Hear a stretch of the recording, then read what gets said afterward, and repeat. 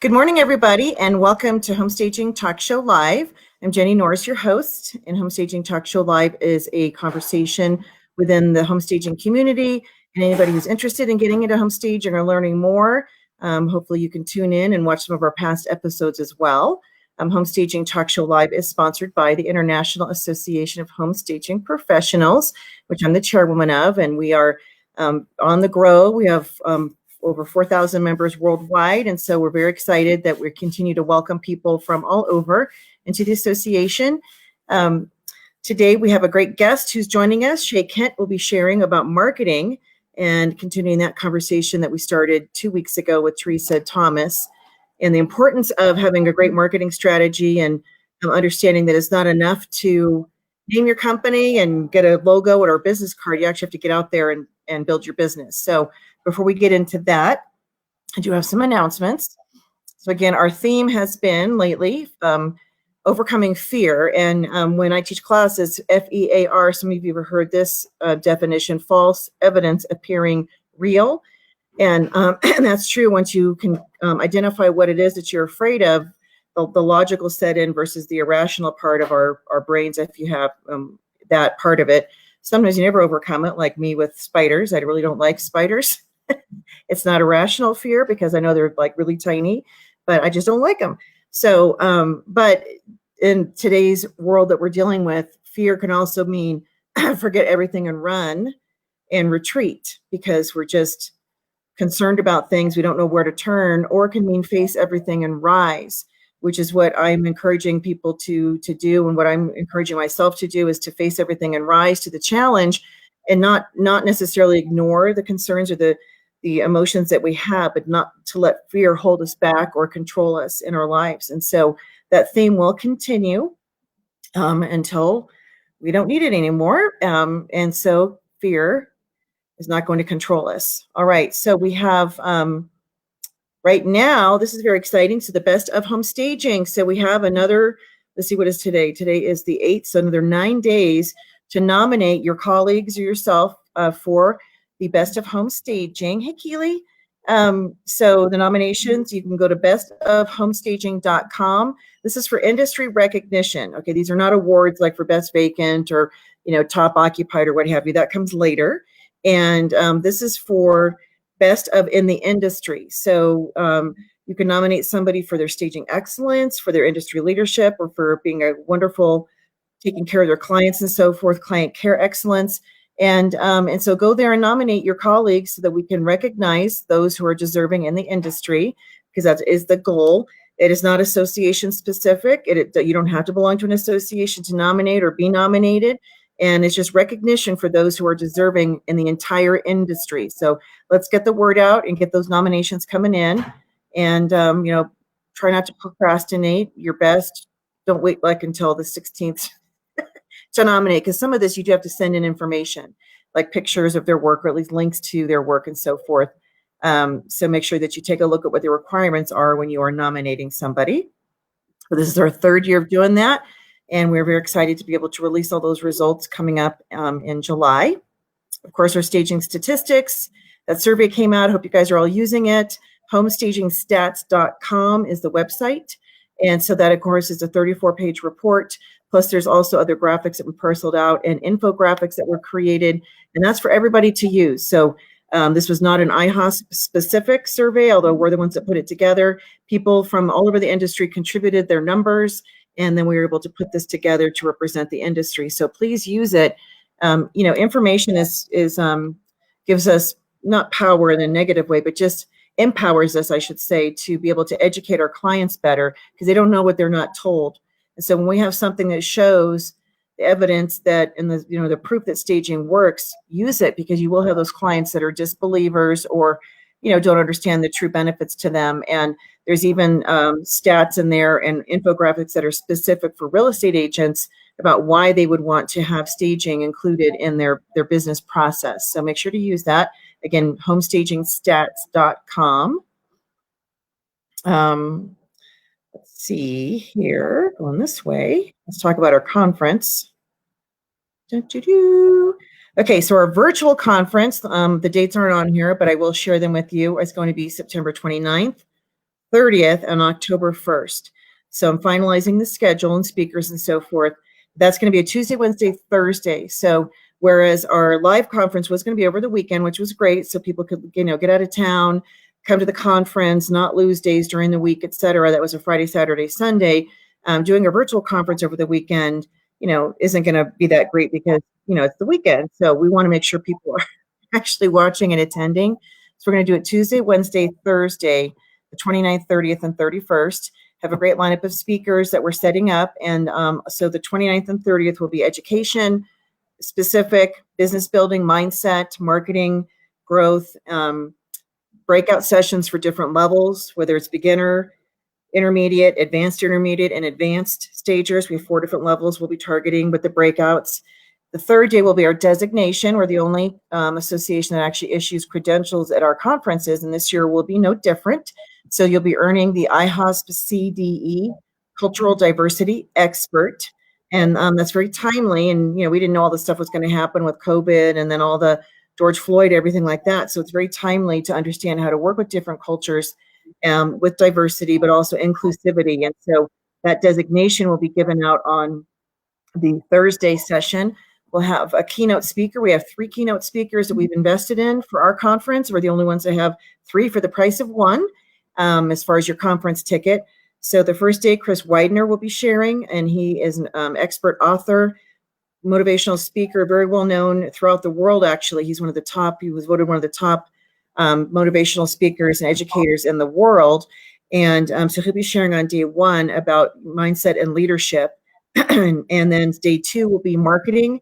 Johnny Fowler will be sharing on day 2. He's one of our keynote speakers, and he'll have a session on social media marketing, and it'll be a great session.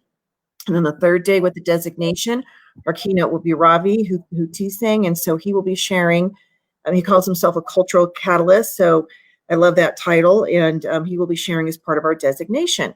So we are just about ready to release the site and so forth, and be able to share the pricing with everybody. So that should be done hopefully by the end of this week, if not the beginning of next week, and we'll be able to start rocking and rolling with getting everybody registered. So thank you, everybody, for your patience while we sorted out what we were going to be doing with our conference, and I'm excited to be able to share all the details with you coming soon. The Advanced Stager Training Session, this is for 6-figure and above staging business owners. So traditionally that was held 2 days following our conference live. And so this year we're not going to do it at the end of the session. We're not going to do it like the 2nd and 3rd of October. What we were looking at doing is having this as a live session, probably in February and someplace warm. So that's what we're working on with our members and so forth to get something set up. And there will be limited space available for this event. So you'll want to make sure to register as soon as we release it and get all the information. So just know that is coming.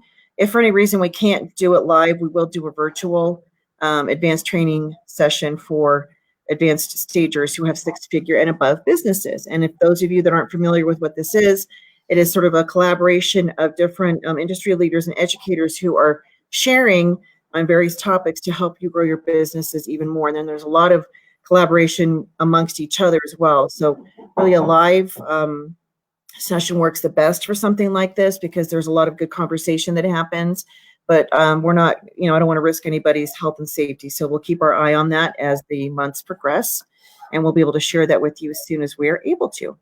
So good morning, everybody. And these are our 3 keynotes. So Chris Widener, Johnny Fowler, and Ravi. So 3 for the price of 1. And definitely very qualified to be sharing with all of us. I'm excited to hear what they have to say and to share with us to help us advance our businesses.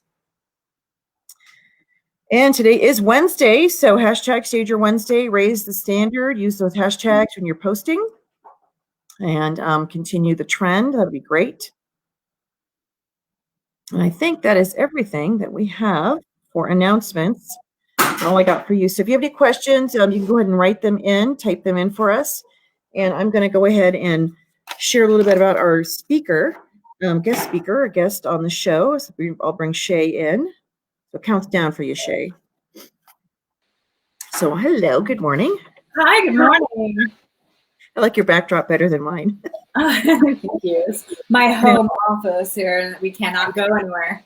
No, my home office. See, my home office is a loft, and so it looks out over the family room. So there's like rails, and then so I usually do a backdrop. The backdrop is ugly, so I bought a new backdrop that's like a painting. So that's my next goal. But that computer up there is a new computer, and so it was backing up all my files. There's like 580,000 of them, but all my programs, it doesn't back up the programs. Now I got to reload all my programs. I just haven't done that. I just don't feel like it, but I know I need to. That sounds like a large endeavor to take on. Yeah, and then because the tech guy's like, I don't do house calls. You have to give me your computer. I'm like, well, I don't want to do that. So, but anyhow, so those you don't, I'm going to read Shay's. I just took this off your website, this little thing. So I'm going to read this. So it says, Shay Kent is an online marketing coach for home stagers who are ready to create an online following and position themselves as an expert, generate consistent revenue even in the slow months, which is important, double your income by adding proven online marketing systems. So she lives in the Denver area with her husband and fur baby. Who's your fur baby? My fur baby is Zoe. She's my little El Gato. I call her my little El Gato Diablo. What color is she? She's a tortoise, a tortie, so she's dark. She's usually around. I pick her up. I don't know where she's at right now. Our cat, Rocky's. We just adopted a cat right as COVID hit from a shelter. So he's a little red tabby, and he's got his whole underside is white and his legs are white. So his legs look really long because they kind of merge into his body.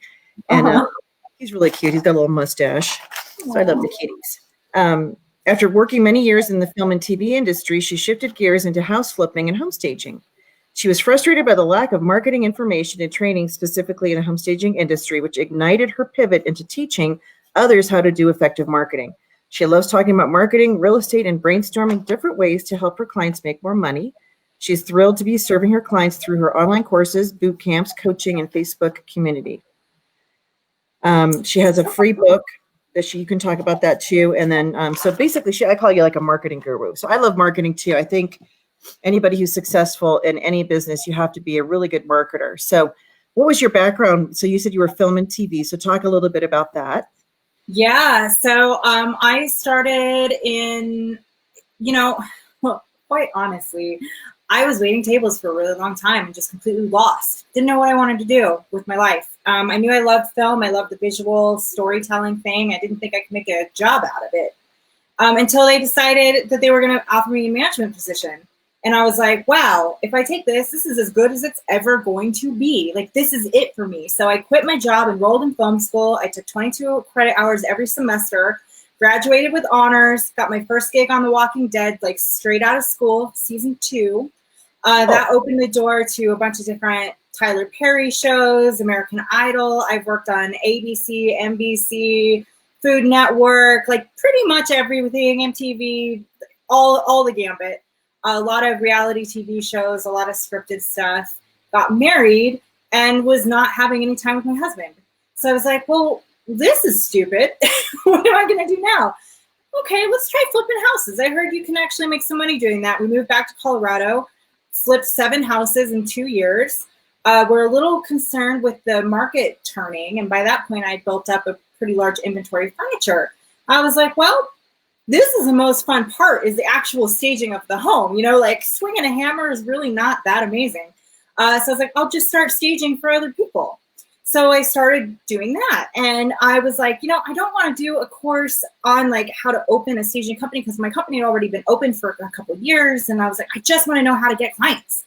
And I was unable to find specific training just on that portion. So I reached outward and I only looked at different marketing courses. So I started looking at Ty Lopez, Vanessa Simpkins, like all of the huge, large, Frank Kern, all the big name guys. Did course after course after course, tested out a lot of stuff, and kind of created my own system that worked for home stagers. Then I started sharing that with my RESA pals, and they started getting results. And then I was like, this is more fun sharing these things with my friends than the actual staging part. And so that's how I pivoted into actually doing the coaching part. So that's what I like doing, is just helping other people build their dreams. Yeah, which is, I think a lot of people get into staging. I think people think about it, they're creative and they want to make things look pretty, but there's a whole other side of, I think the industry people get in because they like to help other people, and help them achieve their goals. And so whether you're doing that with, staging a property or helping somebody grow their business, you're helping people. And that really I think that's something that drives me. I think like if I wasn't a stager, what would I be doing? It'd be something where I'd be helping other people achieve something, because that's what I really, enjoy about staging, as the success that the client receives. Yeah. And even as teachers, we're helping people too. Like I had a conversation yesterday where she was getting a divorce. We were going through everything, and granted, it was just a consultation, so I wasn't physically doing things. And I was like, I wanted to help her so bad. I just wanted to come back and just do it for her, right? Because I wanted to help her. And I was like, that's not a very good business model. I will go broke if I do that for everybody. That's true, because we deal with clients and their own, staging or moving is stressful, and so we're coming into the situations like a consultation, like you said. It could be, even though it seems pretty simple what we're telling people to do, it's a whole lot more, all the nuances and the underlying motivations and reasons why people are moving that we're dealing with, and we oftentimes aren't told the whole story. So you're walking into situations where it can be, emotionally charged, and then we are there to help. So I'm sure, that's a big part of what we do. So let's talk about your marketing and coaching. So first of all, let's talk about you said you have a book you've written, and I know that that's something that people can download, correct? Yes, I do have. I have an ebook for home staging itself, and I believe that's what that is talking about. So if you wanted to check that out, you're more than welcome to. It's not necessarily the marketing side of things. I do have a blueprint for marketing if you wanted to grab that as well. So I've got two different things. The book itself, though, is on staging. Okay, and that's ShayKent.com? ShayKentCoaching.com. ShayKentCoaching.com. So is anyone else joining us? I see Keely. You guys comment live. I want to make sure that we're being seen. I know that Keely could see us because she commented, which is great. And hear us is also a good thing. What's that? And hear us. See and hear us. Yeah, I've had that where my sound wasn't working. And so I've actually had to use my cell phone to listen in, and there's always that 10-second delay. And anyhow, so hopefully my new computer too, that was part of the problem, the old one, that the speakers kept not working, which was really frustrating. So that is which is good. So with marketing, so 2 weeks ago we had a show, and we talked about, there's a lot of new people who get in the business. So they take a class, they name their company, they get business cards, they might even have an online, website, and then they're like, okay, all right, business is just going to come, and they just sort of sit back and they're like, why isn't the phone ringing? And I'm like, because you got to get out there and market. And so marketing is really at the core of any business success. And so when we think about, hey, Virginia, when we think about, new people versus even established people, I'll ask just kind of the question, is sort of rhetorical, but can you ever stop marketing? No. I mean, does Coca-Cola stop marketing? No. Right. Everybody knows who Coca-Cola is, and yet they still are out there marketing. And so, I mean, if you get to a level and you're fine with where you're at and you only want to rely on those referrals, and you don't want to grow and you're not afraid of shrinking, then sure, stop marketing. Otherwise, no, that's just kind of going to be an ongoing thing. It's like filing every week. You're going to have to do your filing. You're going to have to do some form of marketing, regardless of where you are in business. Right. And because the market shifts, and, let's say that your core clients, if they're realtors, we usually do realtors, builders, investors, and sellers, right? Those are our main bread and butter clients. So if you have a core group of realtors you're working with, but their business model shifts, and the market right now is pretty tight because of the whole virus, and, things are loosening up somewhat, but it's very competitive. So if your real estate agent doesn't have the same volume of business, guess what? You're not going to have the same volume of business. Exactly. And right now, at least where we are, we have houses are moving in certain price ranges. They're selling pretty quickly because there's not a whole lot of inventory. Logan, sorry, my son decided to fill the ice container at this very moment, so I'm sorry. I don't know if you guys can hear that or not, but it's very noisy. So if the realtor's business, either they're thinking like, I don't need to include staging because houses are going to sell, your business volume is going to drop. And so you have to continue to be out there marketing, or else your income will drop. And I just think you can never get complacent or too comfortable. This is so true. And especially right now with what we saw with COVID hitting and us being unable to physically go out and into other people's homes and them not wanting us there, even in some of the states that maybe we were able to, it wasn't a law or something that we were not allowed to, is we had to shift and pivot very quickly to be like, okay, now we're doing virtual consultations. Right. How are we doing this? And how am I marketing it? How am I telling my clients, my realtor clients, and how am I getting new people? And so being able to now know that it is possible to do this stuff online, for one, that opens up your marketplace. So you're not only limited to that 20, 30 miles from where you physically are, you can do this now around the world. So now the question becomes, how are you putting yourself out there and standing out from everybody else and making yourself valuable and getting people enticed to come and work with you and not Sally down the street? And that all comes down to your marketing message. And what I have seen, and like, you know, all of the stagers that I talk to, I'm like, okay, well, like, what's your pitch? Like, what do you tell people? And for the most part, they say, well, I help them sell their houses faster for more money. And I'm like, cool, you and everybody else. What makes you different? Why should I hire you? And I'm not saying that to be mean, but as a coach, that's my job. I'm telling you, snap out of it. Think of something different, because all of us have something very unique. Us. Nobody else can replicate my background and how I do things. Nobody else can replicate Jenny's background and how she does things. So that's what you have to really start building that marketing messaging around, and tweaking that elevator pitch to entice the right clients, because not everybody is going to be your client, right? So like the things that I'm really good at and the things that I entice my people to come and work with me are not necessarily going to be the same things that Jenny, you do, right? So like maybe they like the way that you do your staging and not so much the way that I do it. Like I know that my strong suit in staging, I like to do vacants. I will not do occupieds. I don't even go after that business. Secondly, in my vacant stagings, I do not do modern. I'm not good at it. I'm more of a traditional kind of person. So I don't go after that. I don't try to sell them the modern. I don't try to go get those brand new builds. Like that's not my thing.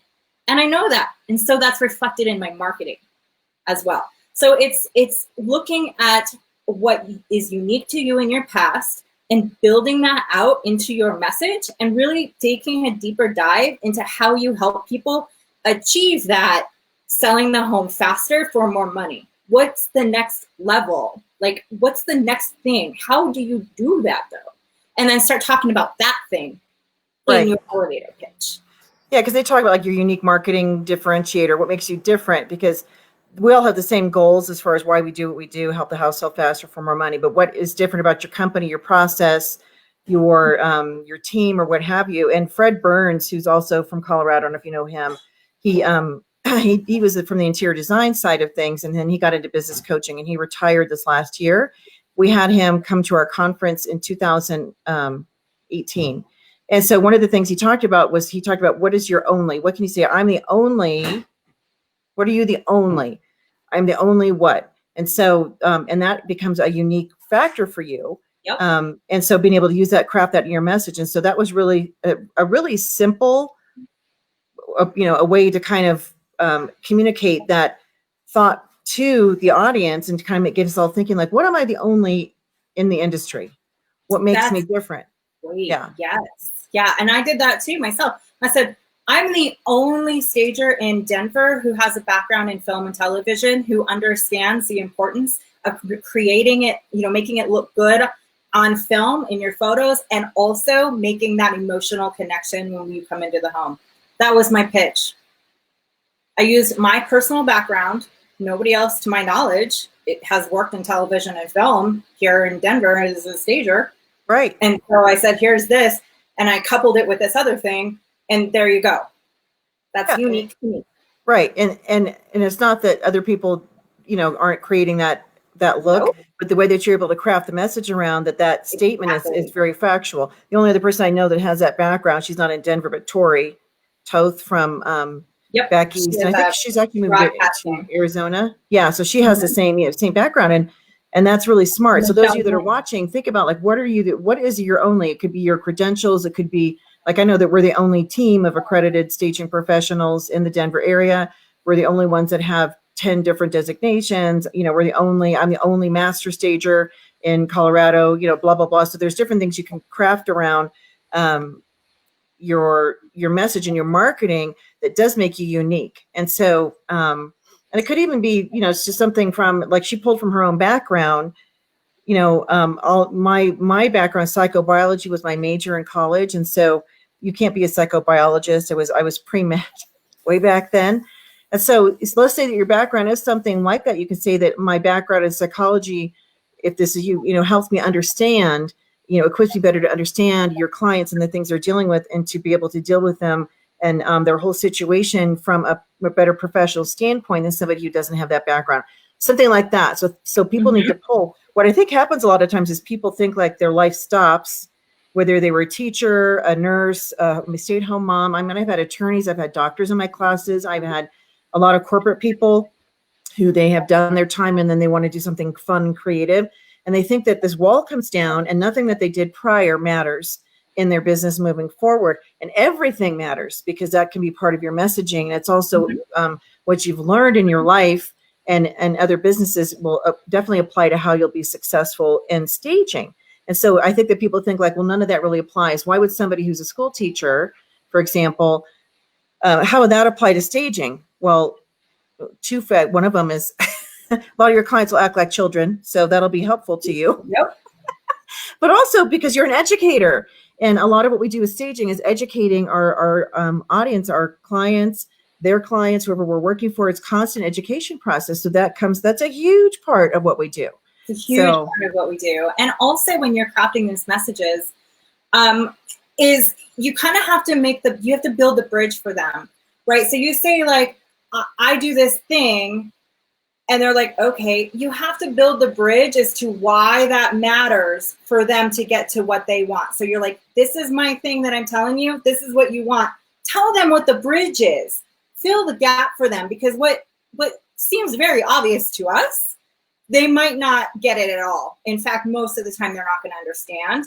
And you literally have to take them by the hand and like walk them over the bridge and tell them, this is important to you because I can do the XYZ for you and your clients. Right. So you also kind of have to keep that in mind when you're having those conversations and doing that in your marketing, because your marketing is going to do two things for you. It's going to attract the right people to you, and it's going to offend or detract the wrong people to you. Because the worst thing that you can get is these people coming to you who are just tired kickers, or they're the pitas, or they want everything for free.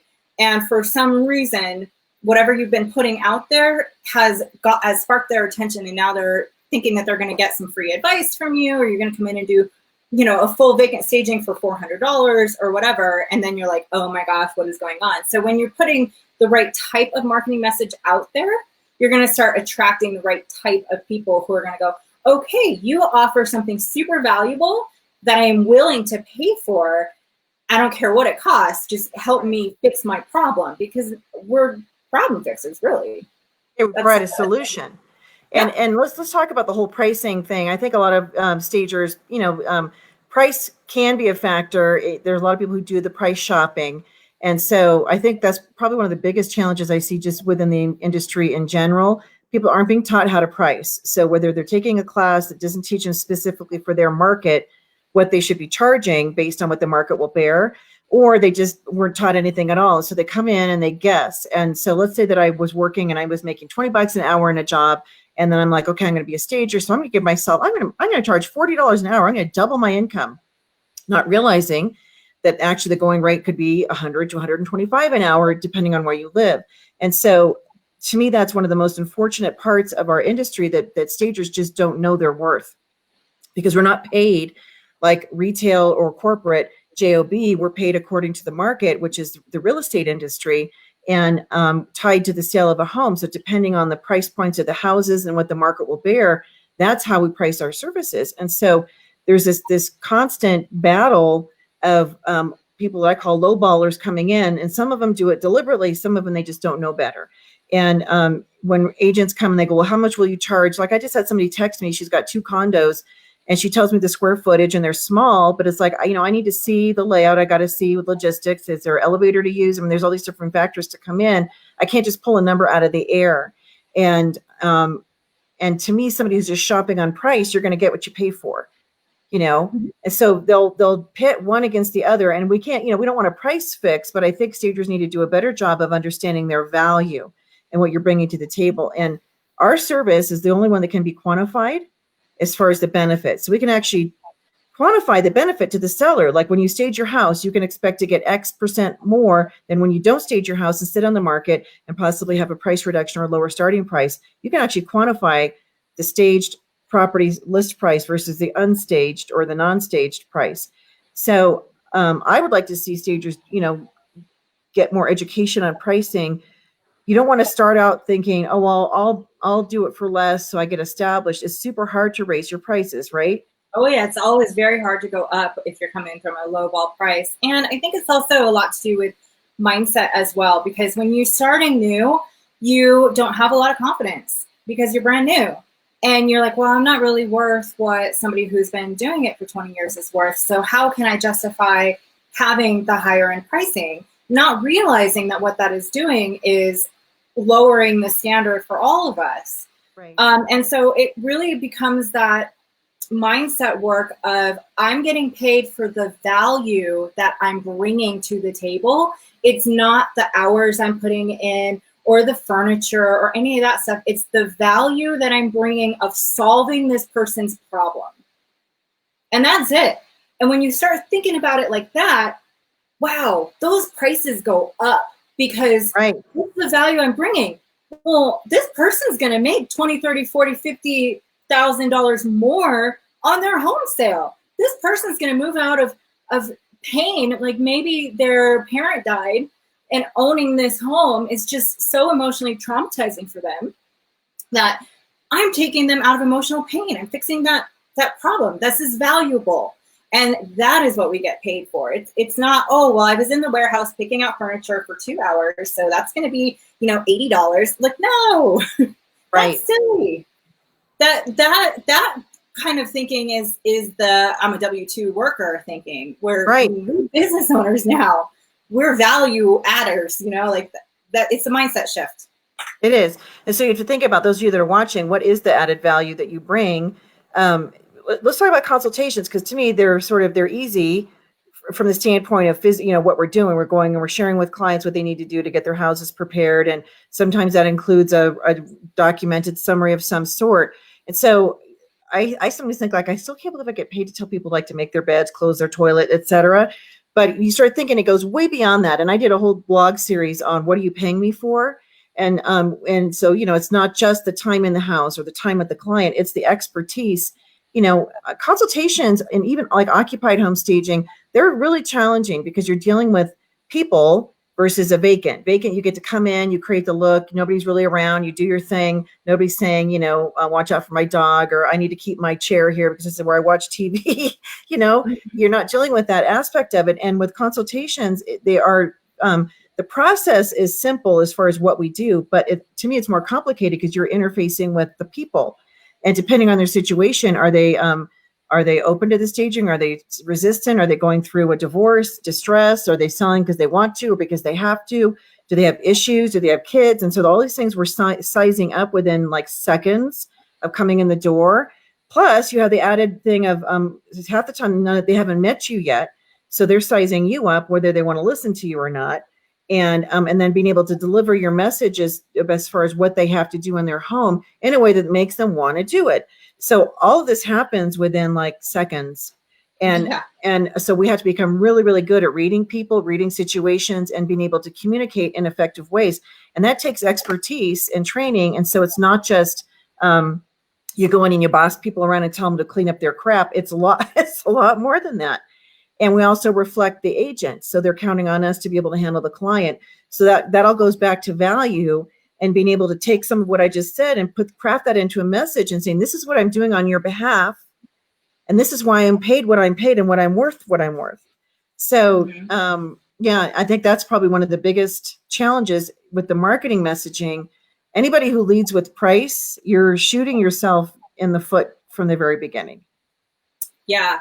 And this goes across all industries, Yeah. really.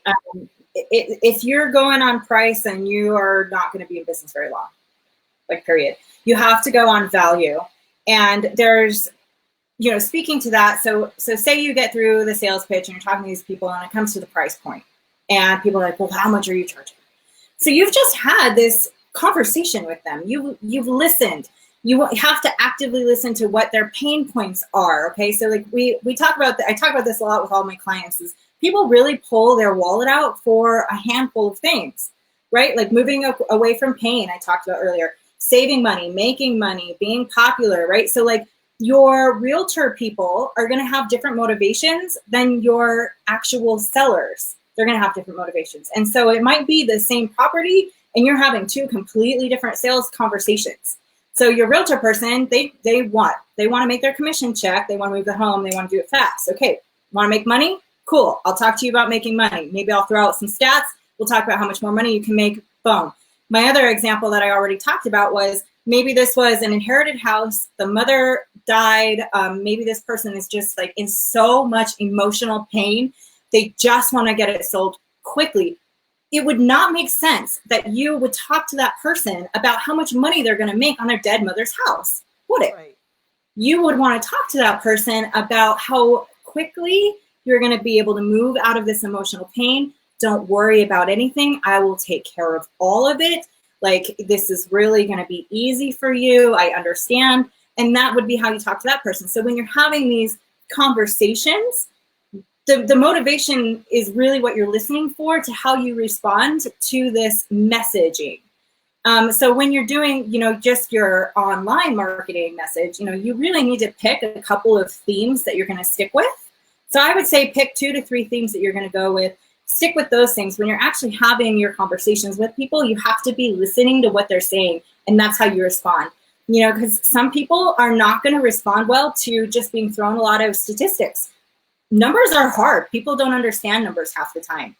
And so if they're using words like I feel, blah, blah, blah, blah, blah, you're not going to come out of them with hard data.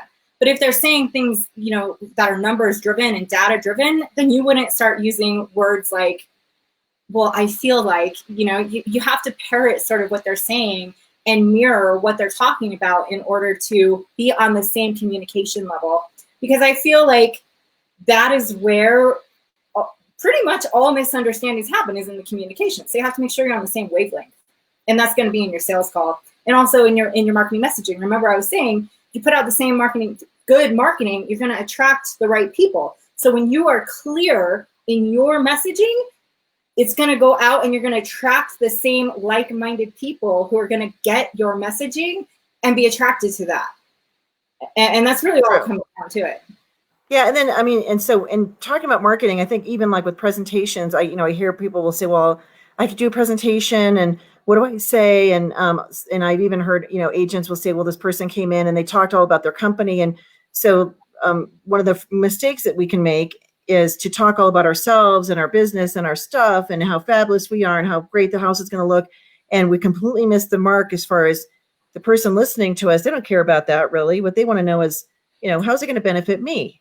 And it doesn't make them selfish. It's all, the WIFM. What's in it for me? Why should I change what I'm doing? Why should I hire you? Why should I pay for this service? What's in it for me? What's the benefit for me? And so being able to clearly identify that and articulate that, whether you're standing in front of somebody or in a document, I think in marketing pieces in general, as you're saying, you have to have a clear branded message, but it's always targeted to the audience, not so much about like, this is why we're so great. Yeah, no, you never talk about yourself. No, yeah. Always start with the what's in it for me. Why should your audience listen? Why do they care? What are they going to get out of it? And when you couple that, so that's why I was saying you're listening to what they're communicating and what they're saying, because when you're listening in between the lines, they're telling you what they want. You're just parroting back to them what it is that they want, and you're telling them, this is how I give you what you want, in a language that they understand. It's like, have you ever read that book, The 5 Love Languages? Yes, it's a great book. It's a great book. If you've not read it, you should totally read that book. It's amazing. And it talks about basically how lovers communicate that they love each other. And there's basically these 5 different ways. That's essentially what we're doing when we're having sales conversations. The person is saying, I want my XYZ outcome to be this thing, and this is how I want to see it happen. And then you go, okay, I can give you this thing. And you say it, though, in the same language that they're using. And that's Right. it. And they go, oh, okay, cool. Got it. Love Yeah, it. and if you're not speaking the same language, like in the love languages book, it says their love tank is empty. People start acting out, or you're disconnecting because you're meeting them according to what you think your needs are versus listening to what their needs are in a relationship. And that is a really great book. And they had the 5 love languages for kids too, which is really revealing. So really listening to what the client wants. And then, so when you're doing a marketing message, you're thinking like, well, I don't have a client yet. So how do I know what they want? So your message is more broad, and being able to craft a unique message that compels people to call you. I think that's really challenging for a lot of stagers, especially like when I got started, 18 years ago, 2002, I was the very first stager in Sacramento. And so that then became part of the messaging as far as like, I established the market. It was the first one. Part of that was good, but part of it was also challenging. And like, I didn't have anybody to call. I didn't have any group I could join. I didn't have, anybody I could even look at to see what they were doing for staging. And so now staging is definitely advanced. It's in most major markets, very well established. So somebody gets started and they're like, well, how do I differentiate myself when there's all these other established businesses? They're bigger than I am. They have inventory. I mean, how do I compete with that? And the first mindset, I think, goes to price. And so what else can somebody who's new, how else can they compete? Okay, so 2-part answer. So first of all, you mentioned, you're brand new, you don't have any clients, and you're not quite sure what it is that they need. The number one thing that you should do is ask. Okay, so we start networking, or when I say networking, my palms start to sweat. I like to call them connecting events. Okay, so my goal is just to connect with another human and see what it is they need. So that's when you just pick up the phone and ask somebody, hey, can I buy you a cup of coffee, or let's meet on Zoom. I just want to meet and have a conversation. And your goal there is just to find out what it is that they need. And you are asking questions. There's a really great book. Its title is Ask. It's by Ryan Levisk, if I'm saying his last name correctly. That one is awesome. Totally grab that book, Ask by Ryan Levisk. That will walk you through exactly the process to do this. And by asking your clients what they need, you're going to know exactly what they need. And then you can definitely start crafting. Now, if for some reason you don't want to have conversations with people, joining any of the associations where you can connect with other stagers and have conversations with them is also very, very beneficial, because they're going to tell you some of the pitfalls that they had when they started and some of the different things that they can help you overcome. It's, I believe it is Leveseque.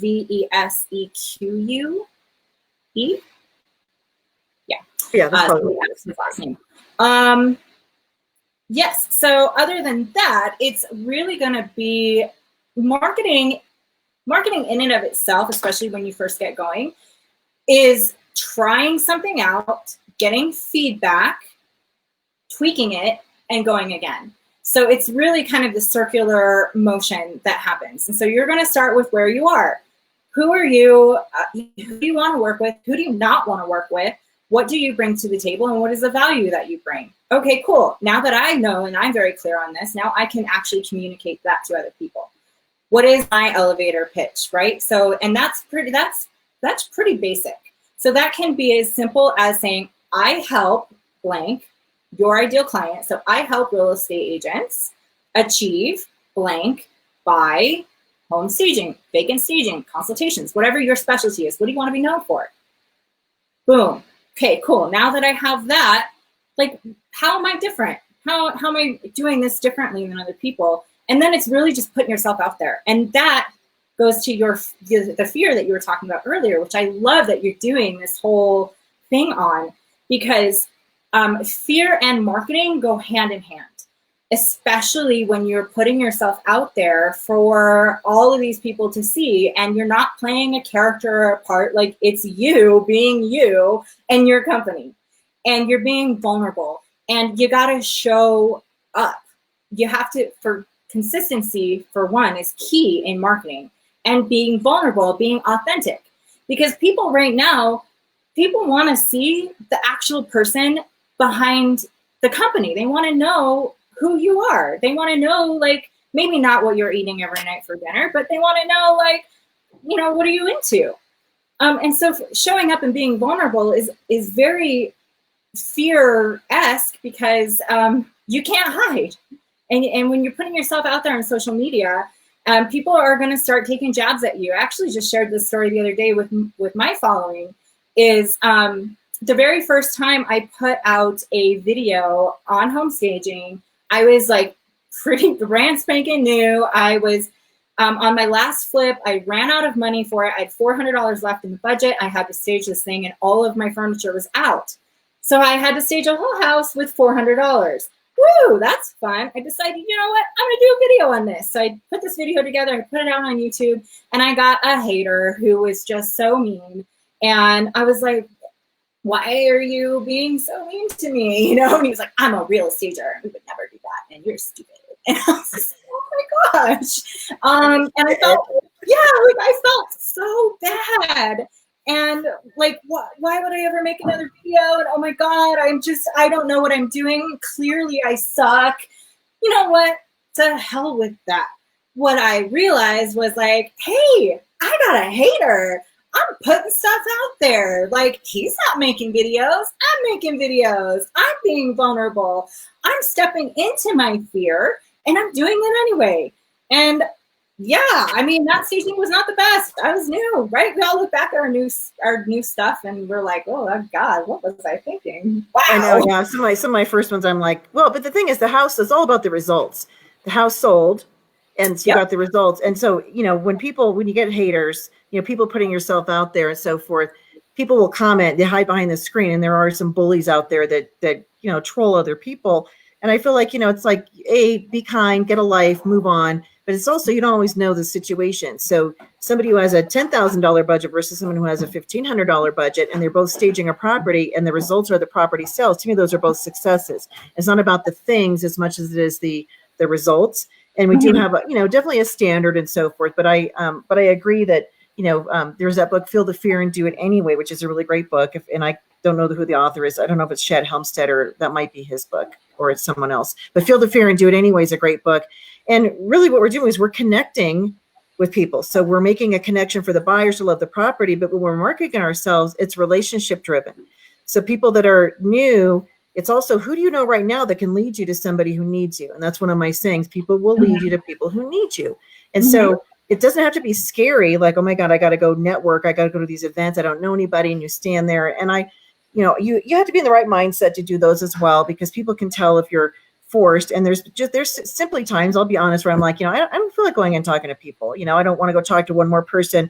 However, part of our job is to get clients. You do have to go and you have to be seen, because people hire you because they like you and they know you. And going back to your point about people want to know who you are, you know, this is just me. I don't know if it's just me actually, but it bothers me when I go to a website and I don't know who you are. There's no picture, there's no background. It's just the company brand. It's like, who am I hiring? And that to me, that's a big mistake. That's a big miss for people that don't put out who you are, your background, anything personal. Because as I'm reading, there people are looking for connection points. If you put out that you love pets, you like to go hiking, or you like a certain sport, or whatever your background is, the person reading that, whether that's the realtor, the client, the builder, whoever, there could be a connection there that you're not even aware of. And that could be the reason that they pick you over someone else. So the fact that people don't put out their background, it's like, what are you hiding? Why can't I know who you are? And I'm like a detective. I'm like, okay, fine. I'm going to Google a different way, and I'll try to figure out who's behind this company. And I'm like, I can't figure out who it is. And I think that's a big mistake. I get suspect, like, who's running this business? Is it really a stager, or is it some other entity? And so don't hide who you are because you think like, well, my background, I don't have this, I'm not, you know, I don't have this big, you know, design background, or I have this big experience or something. Who you are is going to connect you to the people that are going to like working with you. So don't hide yourself. And from a marketing message, I always did everything third person, like somebody was reporting on me, like Jenny Norris is blah, blah, blah, and she and her family. And so about a year or so ago, changed everything into first person. So let's kind of talk about the marketing messaging. What do you feel about third person versus first person? I feel like on all your social, it should be coming from you. Even if you're at the point where you're outsourcing somebody to do your posting for you, it should still come from the first person. Because in the social realm, that's really where you're making those one-on-one connections. And people still want to buy from people. We still want to feel like we're connected with whoever is running the company. Even if you are not the one who's going to show up to do the consultation, like you can definitely say that in your welcome letter, like one of our staging, people were going to show up, that's totally fine. People want to know who is the company, who's behind the company. So they're going to create this one-on-one relationship with you. The best way to do that is through video. So like this type of stuff is amazing, and you should definitely be doing it on all of your social stuff. And whether that's just grabbing your phone, turning on a Facebook Live and doing it healthy still, totally fine. You don't have to have a crazy setup and lighting and mics and stuff like that. Just a cell phone, click the button, do 2 minutes, give a tip, a trick, a little behind the scenes, turn it off, and you're fine. And people feel like they've connected with you. And it's so funny because when you start to use video specifically, for one, Facebook algorithm loves video. Why? Because now they're going up against YouTube, and YouTube is huge as well. So Facebook is going, okay, we are going to really boost the algorithm saying that video is going to get preferential treatment over just posts. So the way that the Facebook works is just a text post is going to be like the lowest of the low. And then a photo with some text is going to be a little higher. And then video is going to be a little higher. And then live video is going to be at the top. Now, when people interact on your posts, it's going to tell the algorithm, this is a good piece of content. Show it to more people who follow you. So any given piece of content that you put out on Facebook is only going to be pushed out to 2 to 5% of the people who already said they want to follow you. So like people who were opted in, not all of them are actually seeing your stuff. So when you're posting stuff, you have to post for engagement, meaning the whole point of the post is to get somebody to like or comment or share the post. And then it'll send it out to more people, and then more eyeballs will see it, and more people will comment, and then maybe your whole network is actually going to see that piece of content. So when you're doing the video stuff and you're doing the video consistently, like I have all of my clients go through a 30-day video challenge where they post a video every single day for 30 days, and they have amazing, crazy, explosive results because they're showing up consistently. Video ranks higher in the algorithm, and people are starting to get to know them and like them and trust them and want to do work with them. So when they meet these people in person, even though they've never actually met, those people feel like they know them and have this connection with them. And, for myself, I walked into a room where I knew 0 people, and 2 people were like, oh my God, it's Shay, and came running over to me and gave me a hug. And I was like, who are you? Like, what is going on? So it's very, very powerful. And in that set, using that first person. Now on your website, I would say, I think it's okay if you want to go third person, if it's like more in the, like the homepage and stuff. On your About Me, it's totally fine if you wanted to write that in your first person. I think mine is written, you read it's like written in the third person because my person wrote it that way. Yeah, and I think video, it's what's interesting, and the number one reason why people don't do video is because they don't like how they look or sound. We're very self-critical, and we feel like, what am I going to say? Or they get really nervous about how they come across. And so one of the best things about, I use Facebook Live for the show. I moved to Be Live platform because Facebook had a lot of issues with audio, but this does stream through Facebook. You can do the segments and not have it go anywhere. You can practice. So you can practice being, seeing yourself on video. The more you see yourself, you're going to, see the different nuances, and you get used to hearing how you sound and how you look. But the thing is, people aren't judging us, I mean, what I'm saying? If we're something like, oh my God, how does my hair look? Do I look fat? How's my makeup? How do I sound? What am I going to say? Do I have anything of value to say? We have to get out of our heads and realize that, even if you're just showing the process of staging or just a quick little tip or something like that, that's yourself putting yourself out there And then the more you put yourself out there, the more easy it becomes. But we all have had that, going back to fear. I remember doing a master's class and walking around. It was the graduation dinner. And I went live and I walked around the table and I didn't tell the students I was going to do this because I didn't know I was going to do it. But I went around and I said, say hi and tell people, why you're here.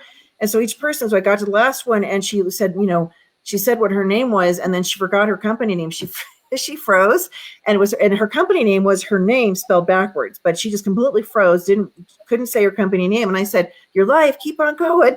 And then she came up with it, but she literally, froze. And the good news is you're only going to have one of those moments once, really, where you freeze, something happens. But just have fun with it. And it doesn't have to be all glamorama. When we're staging, but part of the reason why I think a lot of people don't go live is, I'm sweating. Right now, it's hot where we live. And my hair I could wring my hair out afterwards. And so it's not glamorous. And my hair is down. I'll be completely flattened on my head. And so, but that's the reality of what we do. It isn't glamorous. And so we have to stop thinking so much about ourselves and think more about what we have to offer the viewing audience that might be interesting to them. And then, as you said, put yourself out there. And the consistency, that 30-day challenge you have is excellent, because that's every single day. They have to do something. So what happened if somebody missed a day? Do they have to go back and start all over again? No, they just tack it on to the end. So, okay. Yeah, miss a day, well, it cost you one in the end. Right.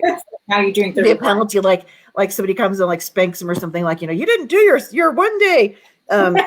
You should be do this or something bad's going to happen. Yeah, it behooves them to do the 30 days. I mean, it's your company. If you don't want to be out there getting clients, that's not on me. That's on you.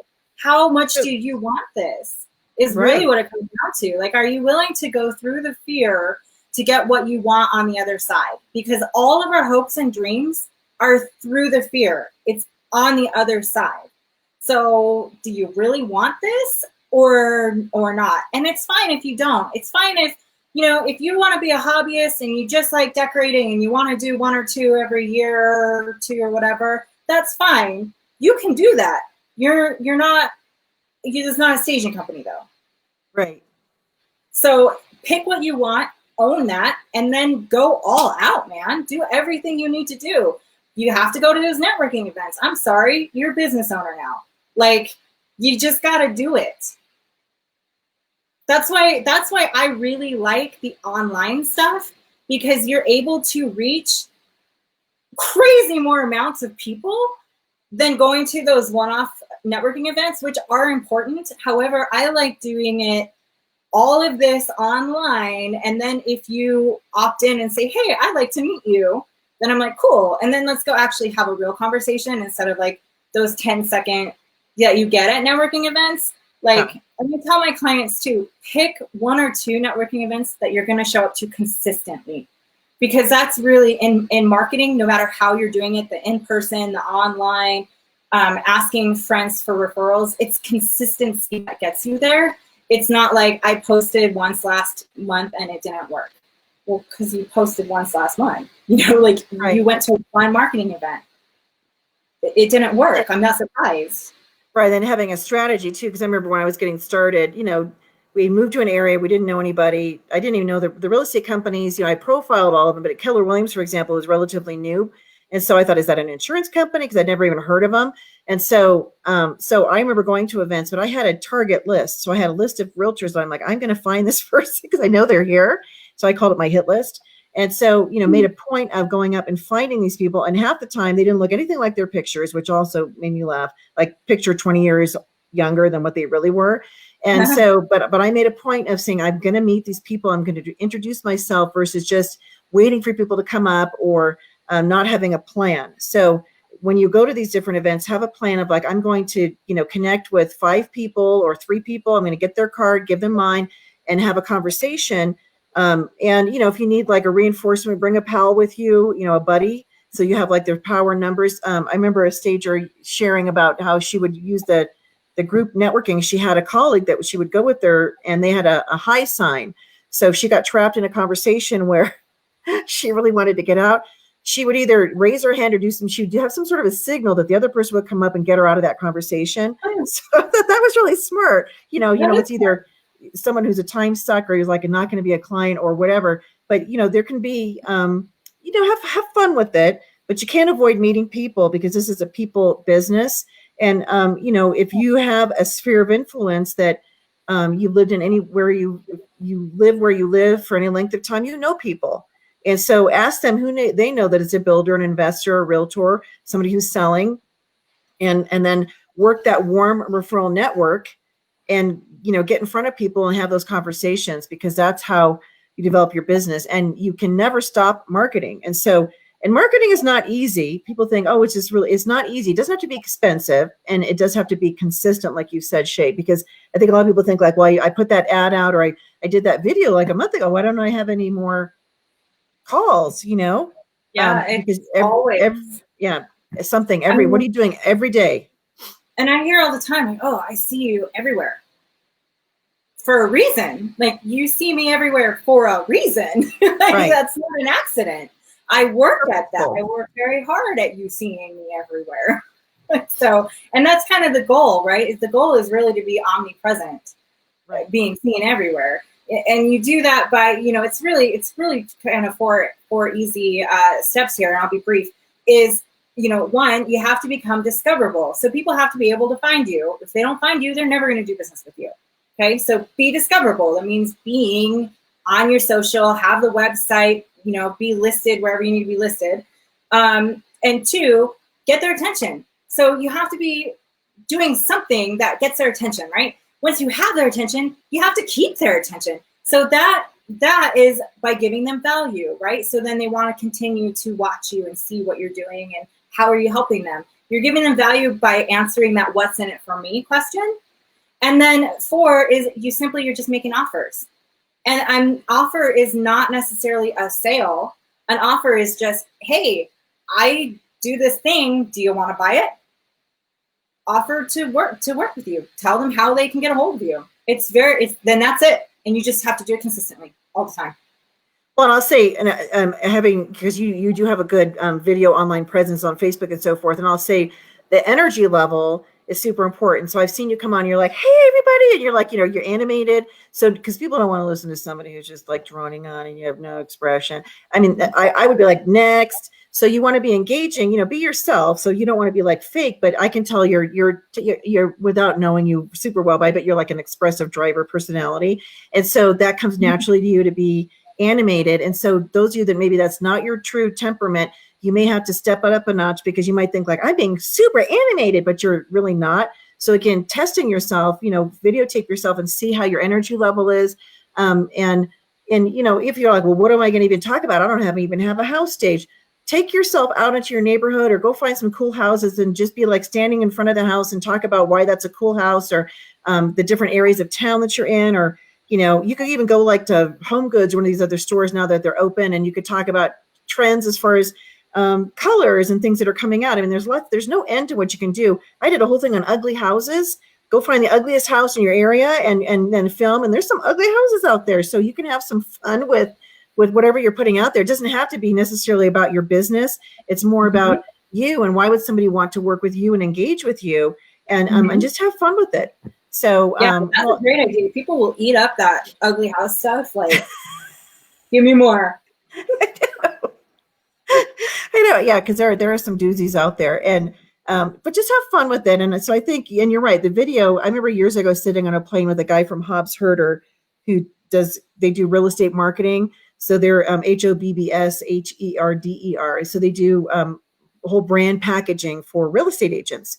And so at the time, video wasn't really being done yet. And so he said, every time he took a trip, he would text initially. And then he said, now he just started taking pictures. This is back when the visual picture. So you get a lot more engagement with the visual. And so it has gone from the text to the visual to the video and then the live. And they would definitely say the same thing, that you have to go where the people are going to be engaging. And the live video is really, really where it's at. And it's not so much, there's some people that kind of plan out what they're going to do with the live video, and with the public, what he shared, he said they don't like the slick manufactured videos, the ones that are planned out. It's the amateur, the ones that kind of happen in the moment where you're not all polished. Those are the ones that are more engaging because it's real. and it's real life. So somebody watching that who is also not all polished and so forth can relate. So I think it goes back to the relatability and the being genuine. So That's so true. So yeah. true. There was a public speaker who got so good at public speaking that they didn't have any of those or filler words, and people just were not, it wasn't relating. And so he actually had to revert back to start adding in the and adding in stumbles, and people loved it. For real. Yeah, that's funny. Well, our time, I can't believe how fast it goes. So we are out of time, but I so appreciate you being on the show. And so tell people again how they can find you. Awesome. Thank you so much for having me. So my website is shaykentcoaching.com if you wanted to grab me over there. The best way, though, is just to connect with me on Facebook, because I am constantly on Facebook. I'm inside my Facebook group, which is free to join. We talk about marketing all the time. I'm not quite sure what that actual URL is. So just search Shay Kent. You'll find me. I'll be there. And she's got an easy name to remember, SHAYKENT, and I typed her domain there. So thank you for being on. I hope to have you back on again. I love that we should get together because we are in the same. Yeah, we're not far. I know. Yeah, we should get together. I would like that, just to get to know you a little bit better. And so thank you so much for being on. I think marketing is the crux of success. And so, and I'm grateful for people like you who are in the industry that are willing to share and to help people succeed, because there's a lot of people who'd be like, figure it out for yourself, and they wouldn't share what it takes to be successful. And the fact is that none of us are getting any younger. And I look at the industry like, the industry is aging. There's a lot of us that are aging, we're in our 50s and 60s, some people even older. So we have to attract that younger group to keep the industry viable. And so being able to have somebody who is stepping up and saying, I'm willing to help people be successful, it's really important. So thank you for serving our industry and serving stagers and helping us be successful and being better marketers and make more money and be in this for the long haul.